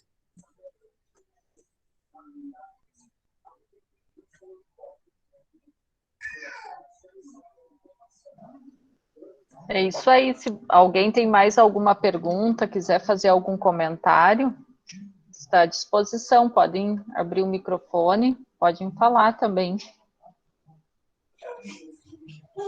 Aqui tem uma pergunta, sim, Gilson. Tem uma pergunta que eu vi aqui, que foi pelo chat, foi os desafios da adolescência, né? Marielle Denise da Rosa, que é um tópico interessante, porque, assim, ó, a adolescência é a fase que, naturalmente, a pessoa começa a criar as suas pertenças, os seus grupos, e, consequentemente, Marielle, quando se é autista, é na adolescência que se sofre mais exclusão. Porque, como eu falei, eu sempre fui considerado um pouquinho mais velho que os outros, então na adolescência, até na infância, isso é fofinho. Quando tu és criança, olha só essa criancinha, ela fala igual se tivesse como se fosse um adultinho, né? As palavras dela são iguais às do adultinho. Mas na adolescência, é tipo assim, e aí, bicho, o que é isso? Tu tá falando que nem um coroa? E sabe, o adolescente fica... E eu imagino um animal usando uma coroa e fica pior ainda, é um ciclo vicioso, normalmente, né? Imaginar um bicho usando uma coroa, né? E aí as pessoas... Tinha uma história que até esqueci de contar, né? Isso, para vocês verem que potente é isso. Parece uma exclusãozinha pequenininha, mas bate bem no ânimo do Marcos, porque assim, as pessoas... E aí, velho? E aí, velho? Daí... E aí, bicho? Eu digo... Que? É comigo? É. Não, mas assim, ó, é que velho não é velho, é idoso. E é só depois dos 65 anos. Eu sou jovem, adolescente, não tenho 65 anos. Só que, quando tu vai explicar isso para o adolescente, ele não ri. A Gilson tá rindo. Ele não ri assim, Gilson. Ele não ri assim que nem vocês. Ele exclui. Simplesmente ele diz, é o chatinho que tem umas coisas de velho. Então, meu maior desafio na adolescência foi isso. Então, os grupos se combinavam com gírias, eu não me acertava com isso, era excluído. E também o negócio assim, né, de ficar, né, fica com essa menina. Mas eu já estou com ela, aqui dentro da sala eu estou ficando com ela está aqui, ela está ficando aqui, eu estou também. Ou é pior, né, uma coisa pior, que até é meio ofensiva para algumas pessoas, mas dizia assim, nossa, olha só que gata, olha, dá uma vontade de comer. Eu digo, comer uma pessoa? Que gosto tem uma pessoa? Comer uma pessoa? E eu sei que a metáfora é sexista e tudo mais, acho que vocês ficaram de cabelo em pé, mas já me disseram assim, olha só, aquele lá tá quase comendo aquela lá. Quer dizer, é um canibal? Vamos chamar a polícia? Vai acontecer, né? Que nem aqueles desenhos que o canibal vinha com um tamborzinho assim, bunga, bunga, bunga. Mas assim, eu rio agora, mas gera uma exclusão de novo. É uma porta estranha que te faz impedir de socializar com os teus pares, com as pessoas da tua idade. Depois de muito tempo, os adolescentes começam a voltar e começar a te integrar de novo. Mas até lá, eu fiquei, assim, muito preocupado se eu iria conseguir manter os amigos que eu tinha na infância. Porque, como eu falei, com essa exclusão momentânea, por mais momentânea que fosse, eu achei que tinha perdido eles. E depois eles voltaram a falar mais diretamente, sem gírias, sem traquitanas. Eu pensei, poxa, eu levei um baque de novo. Ele voltou? Como assim? Mas é que daí tu tinha amadurecido Eu também, tinha né? amadurecido, mas eu tive o baque a mesma coisa. Porque para o autista, o melhor ambiente é aquele que não se modifica. Se ele modificou uma vez que o meu amigo saiu do meu campo de visão, e outra vez quando ele voltou, é duas coisas estressantes emocionalmente. Mas por isso que é tão importante o conhecimento, né? É a gente Sim. conseguir se colocar no lugar do outro e conhecer esse outro, né? Com certeza. Tem mais uma pergunta que é da Juliana. Ela pergunta qual foi a idade que você começou a ouvir? Repete um pouquinho que a nossa neta chorou aqui na hora. Eu acho que tem algumas pessoas com o microfone aberto também e está dando eco, então eu peço que as pessoas fechem os seus microfones e deixem somente do Marcos, né? Somente de quem está falando. Eu vou repetir, então. A Juliana mandou uma pergunta aqui no chat e ela pergunta qual foi a idade que você começou a oralidade. Então, Juliana, eu comecei a falar 4 anos. relativamente tarde, 4 anos e meio, mas assim, ó, foi uma fala direta. Eu não tive a fase do balbucio, eu não tive a fase de tentar formar alguma palavra, da, ga. Eu estava mudo. Quem me vê nas imagens de bebezinho achava que eu não fosse falar, porque não tinha. Mas quando começou a falar, foi como ligar o rádio, porque eu falava tudo certo.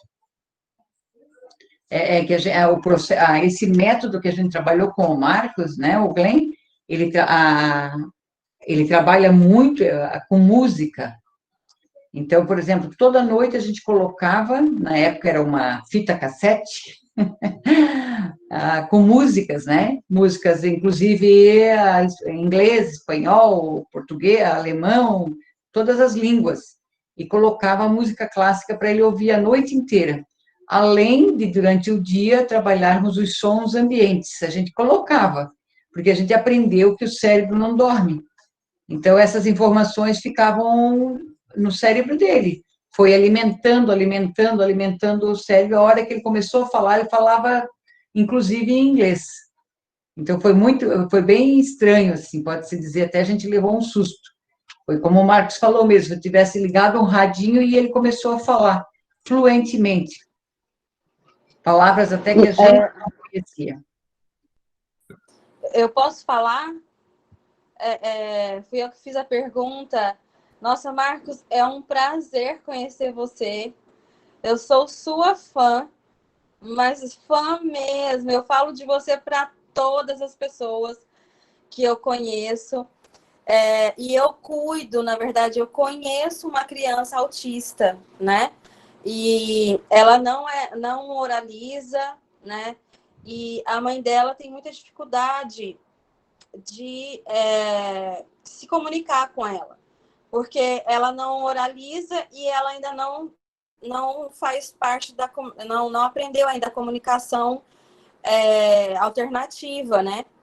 Então, quando eu a conheci, logo em seguida, eu me deparei com você, né? Com o Diário de um Autista, e aí a partir de... Já faz mais de um ano que eu te sigo, né? Então, por causa dela, eu busco todo tipo de conhecimento que eu encontro, sabe? E por isso que eu perguntei da idade. Então, quer dizer que a senhora, na verdade, na época, estimulava através da audição, né? E quando ele despertou a falar, foi porque, na verdade, a senhora...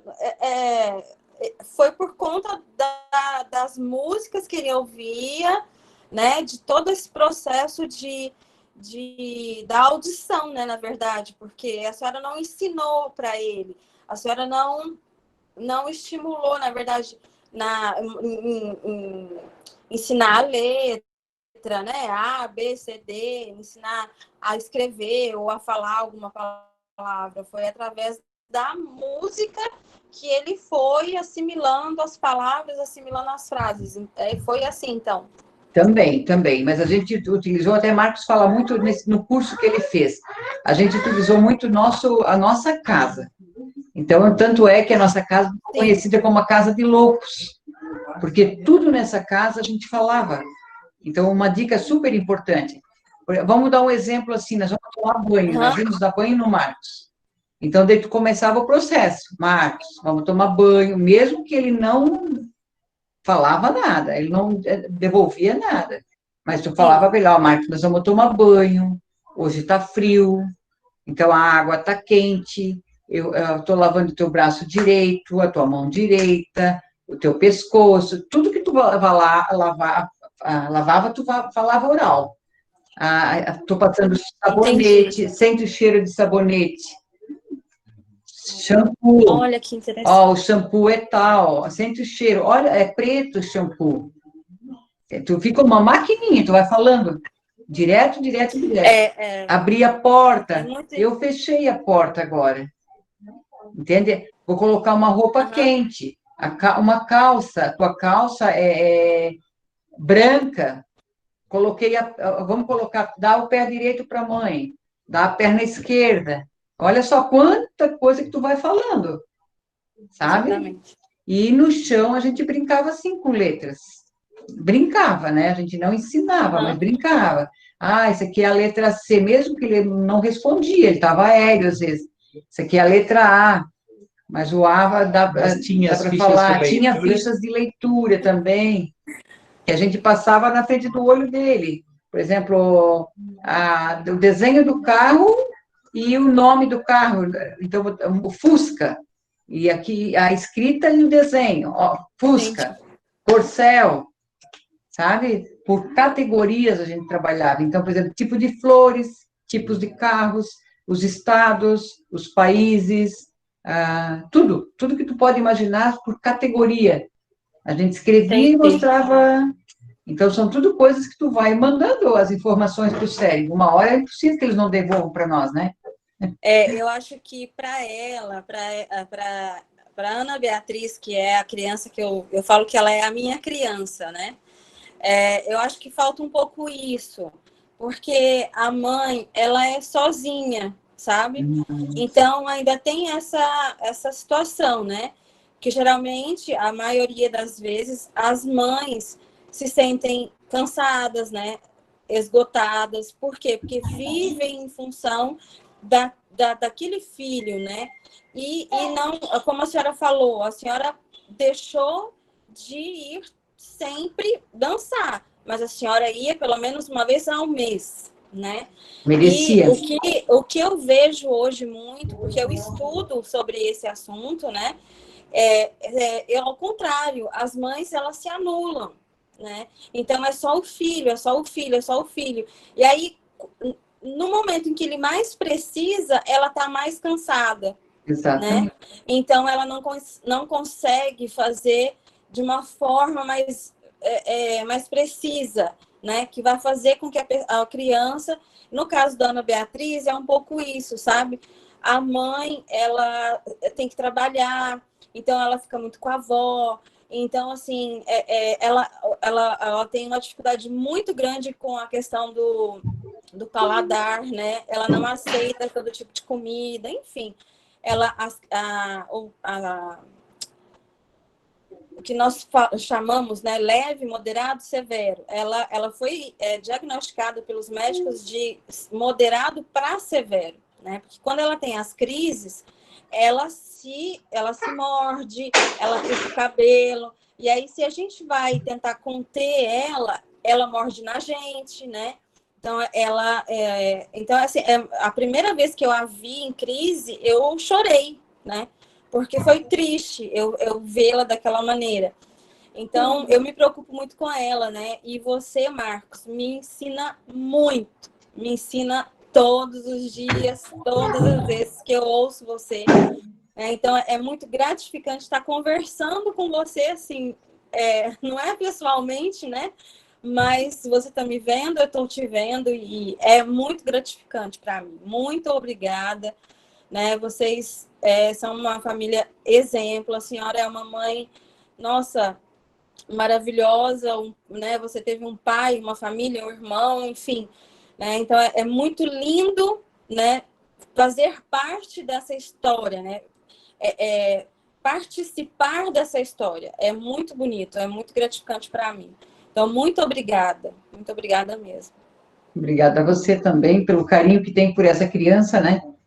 E se puder ajudar essa mamãe, porque eu concordo contigo, a carga é muito pesada. E o problema maior é que se a mãe não conseguir ser ela mesma, ter a vida própria dela, daqui um pouco a filha vai perceber que ela está sendo a intrusa, que ela está atrapalhando a mãe, vai se culpar, daí é pior ainda, né? Ela está crescendo, né? Ela já tem 6 anos. Então, e ela vai se sentir culpada, Então, olha só tudo que tem ao entorno, né?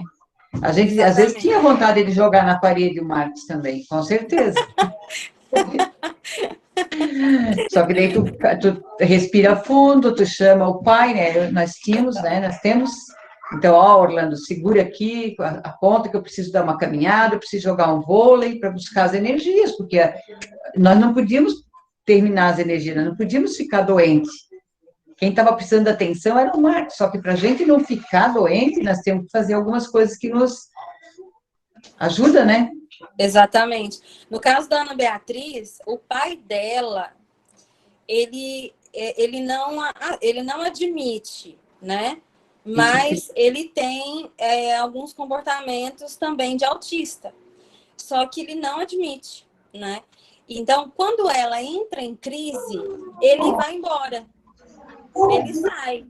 Ele vai lá para fora. Enquanto ela não se acalma, enquanto ela não volta ao eixo dela ali, né? Ela não se encontra, não se organiza, aí ele não volta. Então, na verdade, a mãe fica com toda a carga emocional, né? Ali, aquela carga dela de tentar acalmar, enfim, fica tudo por conta dela, né? Então, ainda tem essa situação, mas eu a todo momento estou tentando, sabe, achar uma forma de ajudá-la, enfim. Mas foi muito, muito bom esse nosso bate-papo, né? Muito obrigada às pessoas, né, que proporcionaram aqui para nós esse momento, foi muito bom, é muito bom. Que bom, a gente fica feliz, né? O próximo encontro, não vou dizer que é o próximo encontro, mas vamos torcer que daqui um pouco mais a gente possa se encontrar pessoalmente, né? Aí o Marcos vai cantar para nós, né? Com certeza. Com o violão, né? Ele deu uma palhinha hoje, tá? Mostrou que é bom na música também. É bom. Mas nós queremos ter o prazer de encontrar vocês pessoalmente, de você cantar para nós pessoalmente. Eu acho que nós vamos fazer vários momentos assim, tenho certeza disso. Sim, com certeza. Quando passar todo esse caos que nós vivemos, nós vamos agendar alguma coisa, sim. Pessoalmente vai ser ainda melhor, né? Com certeza.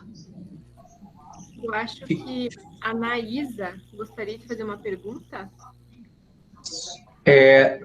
Ficou sobre a seletividade alimentar. A Lana, ela me mandou uma mensagem que ela precisou sair. Ficou sem bateria. Então, ela não vai fazer a pergunta. Ah, tá. Então tem a pergunta da Maristela, que é sobre a seletividade alimentar.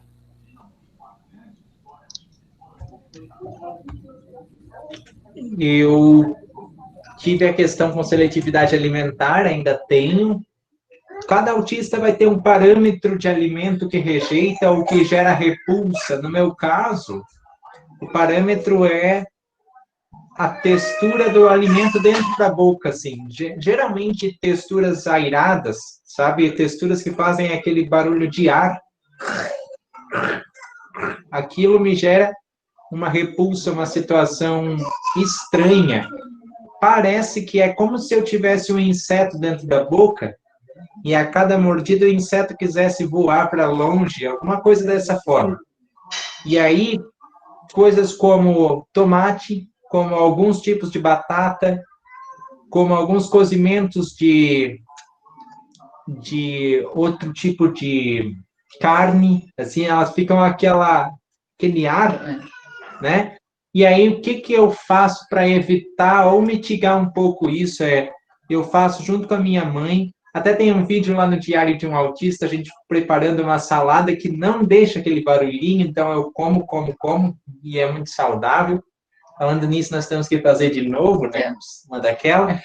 Mas, assim, ó, cozimento maior para tomate ficar mais mole, para ele não ficar fazendo barulho. Mesma coisa com cenoura. Cebola também. Cebola, se tu puser num caramelo, ela caramelizada, eu sei que ficar comendo todo o tempo inteiro, às vezes até te prejudica por causa da caramelização da cebola, mas ela, caramelizada, fica com menos barulho, assim. E aí eu posso comer com mais tranquilidade. Seria interessante conhecer a seletividade. O que é, porque para cada autista pode ser a cor, pode ser a textura, pode ser a crocância, cada um tem uma rejeição. Seria muito interessante observar, né, o pai e a mãe, ou o professor também pode ajudar, a observar e tentar substituir, como o Marcos falou, aqui em casa, quando a gente descobriu que era o crec-crec, a gente começou a cozinhar. Né? O tomate, por exemplo, tira um pouco, cozinha um pouco, não faz mais o crec-crec, ele come. E sempre falando para a criança a importância que tem a alimentação. Não é simplesmente ignorar, meu filho come só arroz. Se tu deixar, ele come só arroz, sempre vai continuar. Mas tu vai ter que ir introduzindo outra comida, explicando, olha, esse aqui faz bem para isso, para aquilo. Explica uma vez, 2, 3, 20 vezes, talvez. Mas até que ele muda o entendimento dele e aceite aprovar. O que não dá para fazer é sempre falar, ó, meu filho só come isso, meu filho só come isso.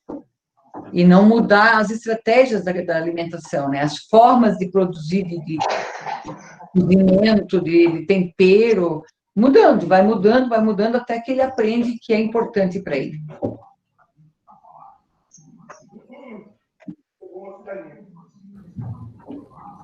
Outra pergunta aqui da Letícia.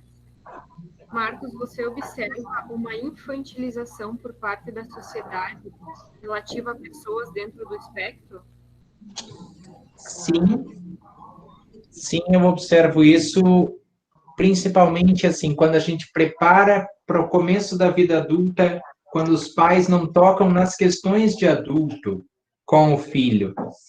E também, mais ainda, quando os amigos, eles acabam tendo o autista adulto, depois de formado, como chaveirinho do grupo, sabe? Ah, esse é nosso autista, nosso amigo. Isso acontece de uma forma mais intensa ou menos intensa, de acordo com o lugar, com a circunstância que a gente observa. E também, assim, ó, eu vejo que as pessoas têm muita coisa do exemplo. Eu vou dizer, ser exemplo é muito bom. É impactar a vida de muitas pessoas, mas às vezes eu quero que chamem para tomar vinho, tocar violão, tomar café, ir para uma festa, mas as pessoas acabam esquecendo dessa parte. É a parte que gera a infantilização, aí que é o gatilho para que mais pessoas vejam o autista como uma pessoa que precisa de ajuda o tempo inteiro, né? As pessoas, por exemplo, eu não dirijo, então as pessoas muitas vezes elas vêm me buscar para ir nos lugares com um olhar que a gente sente assim que eu vou buscar esse porque senão não vai a lugar nenhum sem carro. Só que tem pessoas que pelo contrário, que ela vai me buscar, mas aí vamos papeando, vamos como é que tá a vida, como é que não tá, e nenhuma vez ela toca no assunto autismo, né? E muitas pessoas fazem ao contrário. E tu percebe essa infantilização quando as pessoas ainda hoje, muitas vezes, vêm e diz: e aí, como é que tá o autismo hoje? Sério, já me fizeram essa pergunta. Como se, ou assim, exemplo. Muitas vezes dá vontade de não responder, porque eu preciso que seja chamado meu nome, né?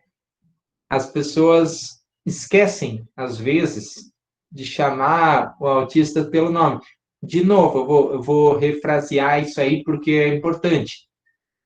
Considero-me um exemplo positivo na vida de muitas pessoas, mas não é só isso.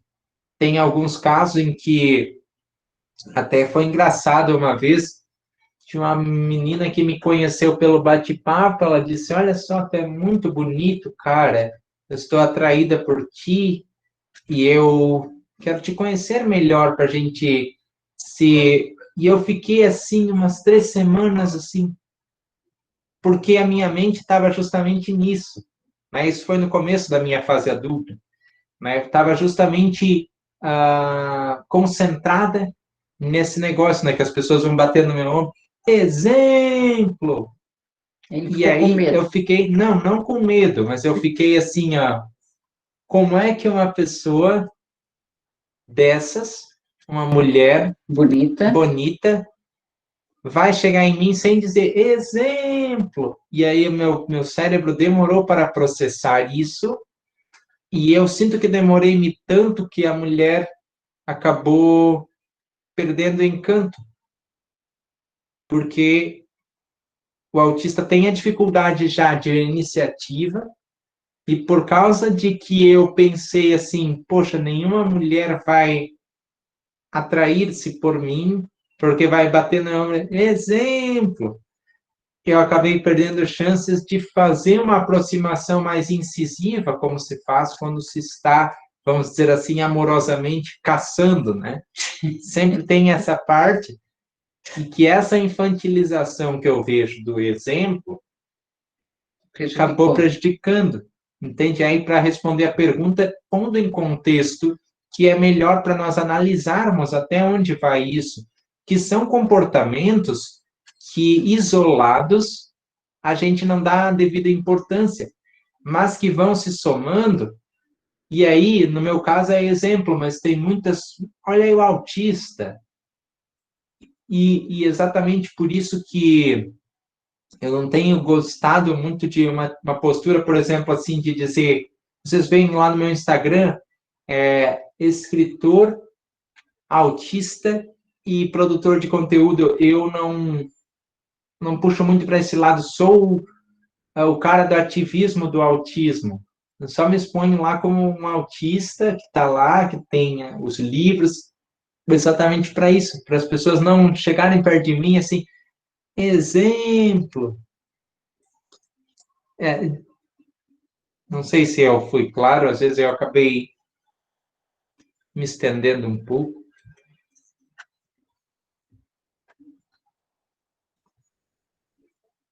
Não, eu acho que foi bem bacana. São coisas que às vezes a gente não imagina, né? E aí, quando a gente começa a escutar você falar e a gente começa a ver, a gente começa a perceber tantas outras coisas, né?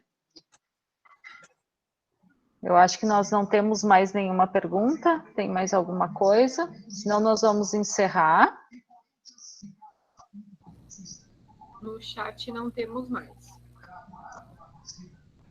Só elogios. Muito obrigado pela participação, pelo afinco e o carinho de vocês. Foi muito bacana ficar essa noite aqui ao lado de vocês, conversando e aprendendo também sobre o autismo, sobre a visão de tantos profissionais aí que nós estamos vendo, e que, como eu falei, pelo menos uma ideia diferente ressoe na mente e no coração de todos vocês. Obrigada, Marcos. Obrigada, Arlete. Obrigada a todos que participaram. Foi muito bom. Fiquei muito feliz de ter todos vocês aí conosco. Tenho certeza que a palestra de vocês, ela vai ficar no coração e na mente nossa sempre.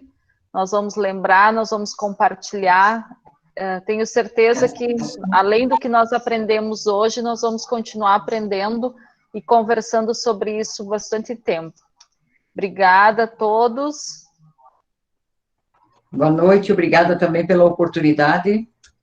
Exato. Igualmente, eu agradeço pela oportunidade. Só para nós fecharmos, teve uma pergunta sobre o método Glenn Doman, né? E como obter acesso a ele. Bem, no Rio de Janeiro, tem os Institutos Veras, que trabalham essa metodologia, e em Santa Catarina existe a Escola Charlotte, a escola que trabalhou e aplicou esse método comigo. E quem quiser saber mais, existe um livro chamado Como Ensinar o Seu Bebê a Ler, de Glenn Doman e Janet Doman. São os dois, são o pai e a filha, o Dr. Glenn Doman. Infelizmente, ele morreu em 2013, mas essa obra ele escreveu um pouquinho antes de morrer. E a filha dele escreveram esse livro, que dá a dica das fichas de leitura, dá a dica de como utilizar o teu lar nessas rotinas que foram desenvolvidas aqui em casa. Ótimo, Marcos. Obrigada, então.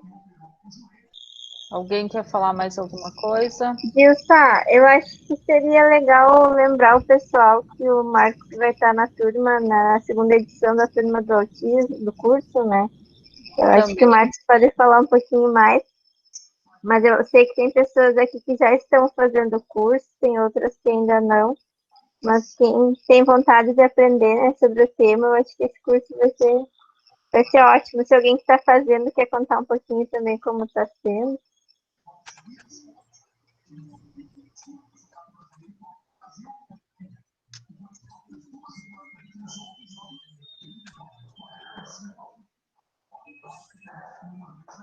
Sim, o Marcos vai participar do nosso grupo, da segunda turma, mas também vai ter coisas para a primeira turma também. Então, quem está no curso do autismo vai ter mais oportunidades de conversar com o Marcos, de conhecer ele, né? Nós estamos à disposição para que vocês precisar, qualquer informação. E eu acho que é o conhecimento que faz a diferença do profissional, né? Então, a gente tem que sempre estar em busca desse conhecimento, seja ele em livro, seja ele em palestra, seja ele em seminário, seja em curso. O conhecimento é uma das coisas que a gente precisa buscar sempre, transformar esse conhecimento em aprendizagem, para que a gente possa ajudar os outros e nos ajudar também, né?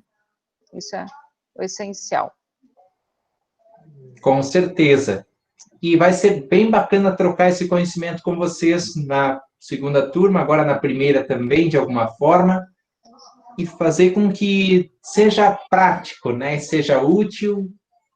E aí vocês vão entender que na comunidade que vocês estão, no lugar onde vocês vivem, no bairro, vocês podem começar a inclusão.